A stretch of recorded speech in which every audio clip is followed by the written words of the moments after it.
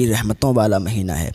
और बहुत से लोग कहते हैं कि रमज़ान आया रमज़ान चला गया। अल्लाह के नबी फरमाते हैं कि ऐसे मत कहा करो कि रमज़ान आया और रमज़ान चला गया। रमज़ान अल्लाह रब्बुल इज़्ज़त के नामों में से एक नाम है। तो जब भी आप नाम लिया करें ना तो यह कहा करें रमज़ान शरीफ का महीना आ गया है और रमज़ान शरीफ का महीना चला गया। अल्लाह के नबी सल्लल्लाहु ताला अलैहि वसल्लम फरमाते हैं कि शयातीन को क़ैद कर दिया जाता है, जन्नत के दरवाज़ों को खोल दिया जाता है, दोज़ख के दरवाज़ों को बंद कर दिया जाता है।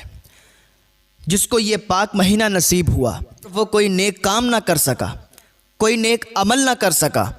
जिसको रमज़ान शरीफ का पाक महीना नसीब हुआ और वो अल्लाह को राज़ी ना कर सका, अल्लाह की इबादत ना कर सका, तो सबसे बड़ा बदबख्त वही इंसान है, सबसे बड़ा महरूम वही इंसान है कि जिसको ये पाक महीना मिला और उसमें भी उसने अपने टाइम को ऐसे ही ख़त्म कर दिया।